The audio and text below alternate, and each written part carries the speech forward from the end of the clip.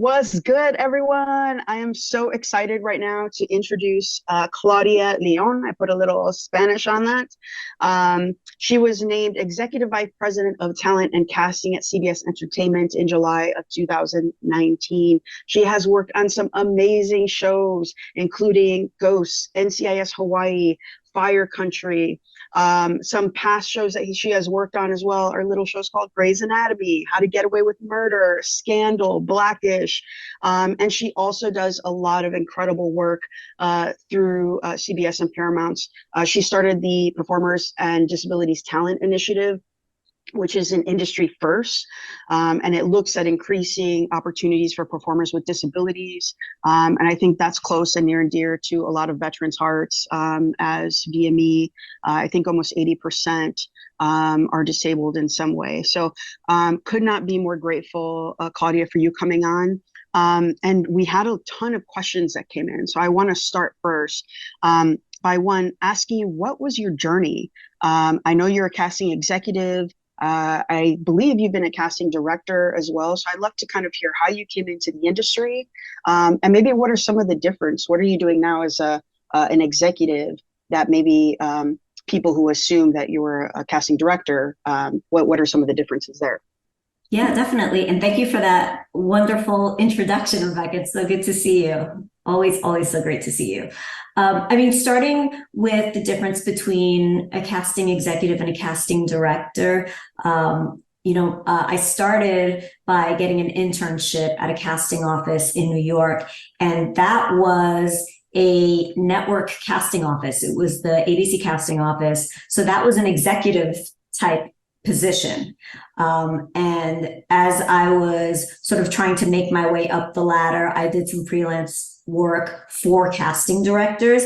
And what I will just say simply is that the casting director is doing the online casting, which means the casting director is going to see every single audition. The casting director is going to really be in the trenches and taking in a volume of information. And by the time it gets to the casting executive, they have had conversations with producers, they've had conversations with studios, they've had conversations with the writer and the director, and they've really sort of whittled down the choices to sort of a more manageable size so that you can have a discussion.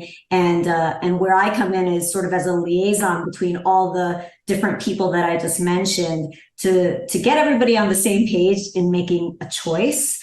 Obviously, you always want to support the creative vision of the writer, producer, director. However, when you work at a studio or a network, you're also there to represent that studio or network. So, for example, if there is a writer, producer, director, creative, who's really in love with three choices, part of my job is to figure out, well, which of these three choices, number one, are going to be the best fit for the role, and also are right for CBS and the CBS audience.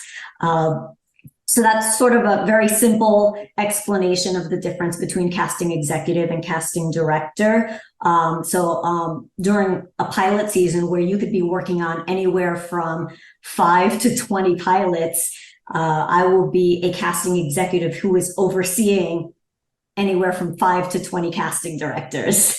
And it really is a collaborative process with the casting directors. And it's a ton of work. I didn't realize it. You and I worked together for a workshop through ABC, but I didn't realize how much goes into it. It's not just like the A-list talent that you're making contracts for and making offers for, but you are casting everyone from guest stars to co-stars and everything in between. Can you maybe talk a little bit about maybe some of the nuances with CBS? Like you mentioned, there are certain actors that are maybe more of a right fit. Maybe some have like marketing pieces that are exciting for CBS. If you can dive a little bit into there. Yeah, and every network or streamer or studio, they have their own culture and they have specific audiences.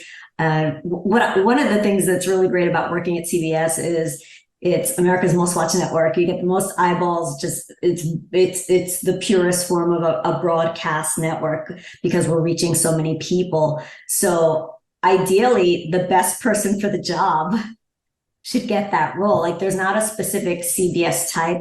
I think that's sort of a preconception. If you're not on the inside, I've heard people say, oh, CBS would never go for me. Or, a representative will say, oh, this person is perfect for CBS. And I'll say, well, how do you know? You're not even talking about a specific role. But sometimes there will be, let's say it's a name actor who was on a previous hit on that network, and that there's a built-in audience. That's something that you would definitely discuss if that person's name came up. Or, something that I think is really important is sort of a diversified portfolio of talent. And, you're not just looking for like the biggest star name. You really, like, a big part of this job is growing talent, nurturing talent, cultivating relationships with talent. So let's say I know somebody who I think could have been great for a CBS show. They didn't maybe get it the last time, but they might be ready for it this time. And so when I say, somebody might be more right for CBS, like for me, I always put the role first. I always look at it role first, and I want to enter the process as additive to the process. But there are things that you do want to keep in mind. And I think that's why you're so great at what you do, is like you do have a passion and love for cultivating actors. For all the actors out there, what's the number one thing that actors should know about casting directors that often don't? I think the number one thing is that the casting director is on your side. And the casting director is rooting for you to get the job. I think the process has definitely evolved over many generations of casting directors now. But for me, one question that I always get on panels is, what are you looking for? And my response is always, the best version of you. I love that. I also think it takes the pressure off of the actor, right? Because they are searching for you. And I think I think that what you always bring to any studio that you work with is that ethos and that passion of like looking for actors and always wanting to be surprised and refreshed. So for those actors, we have a ton of actors that are probably watching this right now. Are there specific things that you are looking for in a self-tape audition? Like, how do you as an actor stand out when there are so many, there's such a huge volume of people who are applying for these jobs? I think, and just to go off of what you were talking about, I think there's a lot of power in knowing that it's your audition and that the casting director is rooting for you. And I think actors should, as much as they can, try to embrace that. It's your audition as much as it's the casting director's audition. And taking that ownership, I think, is really helpful when you are doing auditions. In terms of standing out, I personally, and every casting director and casting executive, you could talk to 10 of us and we might have different opinions on things. I prefer when people keep it simple. Just keep it simple. And the best way to stand out, don't go out of your way to stand out. Stand out by having a great audition. But, I would say keep your appearance simple, keep your background simple. Just try to keep everything simple so that we can focus on your audition and if you are the best person for the role. And be prepared. That's another thing that I will probably talk about more as we go through some more questions. But I'm really big on preparation, and that doesn't mean that you have to have every single word memorized. But I think casting directors will know if you've prepared or if you're just kind of going in cold. I love that. That was actually my next question. I feel like you have read my mind. I'm just reading it. But it was that. It was like how much preparation. I've heard, I have a terrible memory. So I'm always blown away when actors are like, I have 9 pages to memorize. So, what are your thoughts on like the preparation, especially when the turnaround is like a day sometimes? Well, first of all, I would again go back to take ownership of, there are some situations where, let's say you have 3 different auditions that you are preparing for and you want to submit them all on the same day, and you've got 30 pages, 10 pages each.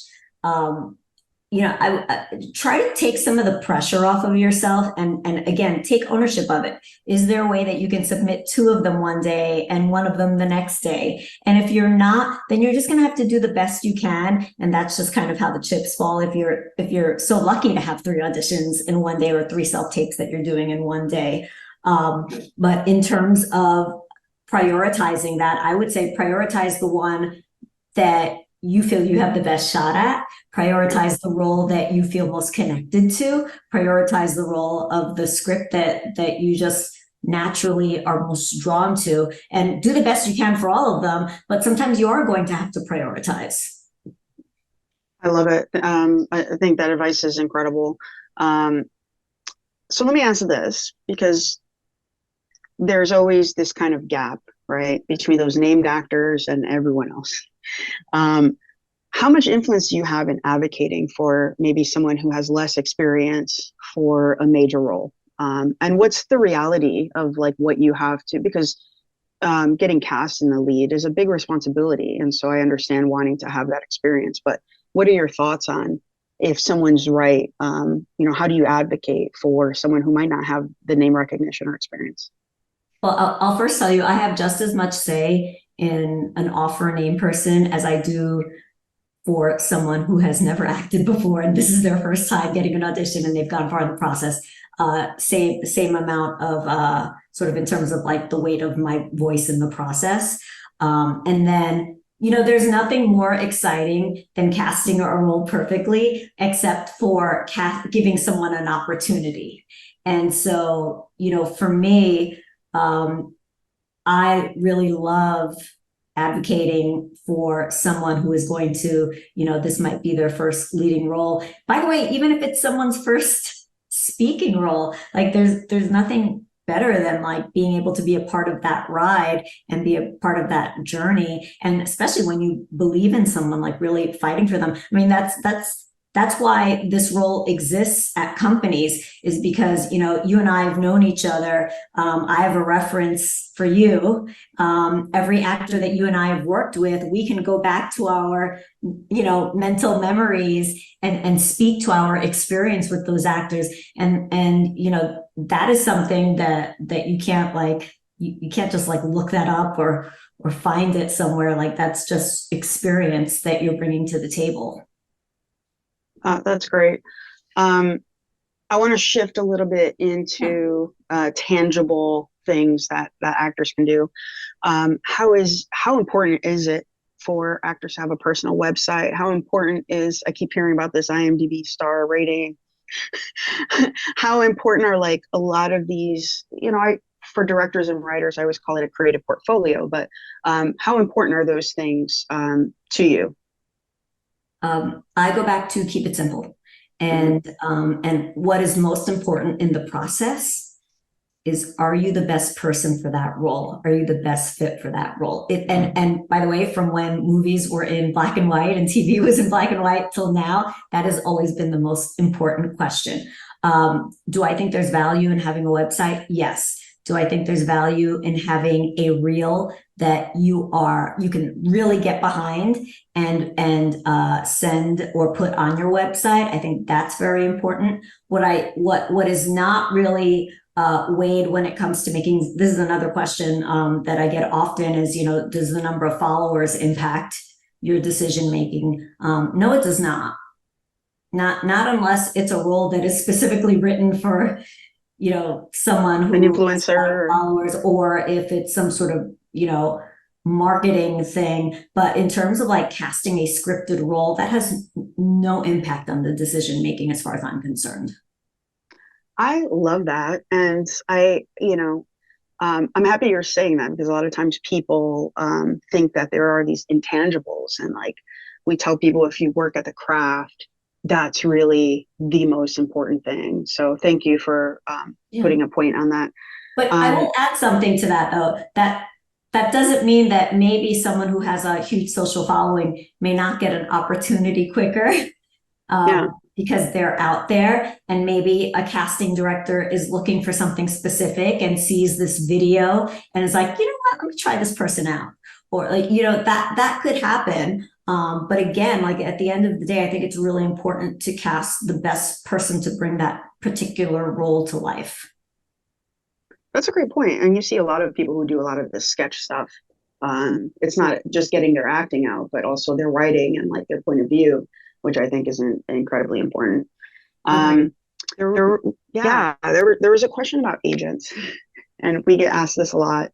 Um, I imagine you go through agencies and you go through, but I also know that you're always looking for like fresh new people out there. So how important is it to have an agent to get some of these auditions?